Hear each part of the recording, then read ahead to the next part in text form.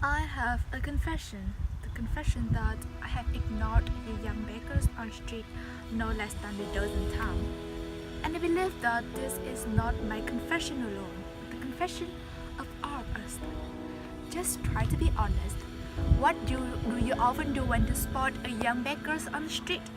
Do you get them insulting and full of hatred, remarking like, "Daughter, do you see them? That spoiled, range, and dirty brats. If you do not behave well, you might end up being one of them.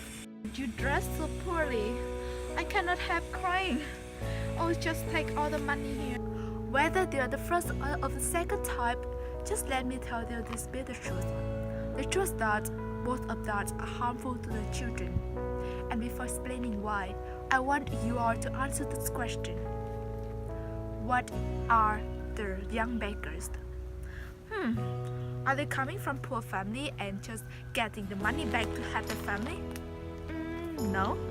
Honestly, most of the young beggars are being sold by their parents to a group of gangsters.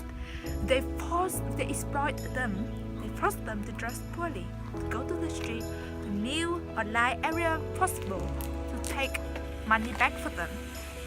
And even once, I see a woman pretending to be the baby mother, drugging him, sitting at the market all day long, and thanks to the pill, the baby just left like that.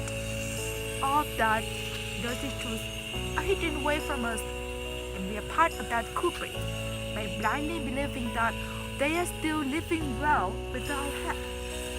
But hey, have you ever wondered what happened to them?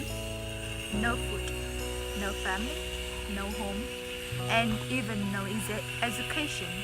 And who are they on earth have the right to decide on the future, even when they cannot decide on their next meal? Looking back on us, we have everything. We have loving parents, we have good education, and we have enough food to eat, and even the safe surrounding. And because of that, it's time for us to act as a responsible citizen. Voice up, let the whole society know the situation. Call the police or the social center whenever you spot a young beggars on the street. And just join me here, standing here, pulling other people out their illusion that they have built for themselves to escape the responsibility. Let's face the truth. We often view them as left behind members of our society. That we forget that they are also children. And because of that, they are part of our future. And believe me this time, writing a better future for them is writing a better future for all of us.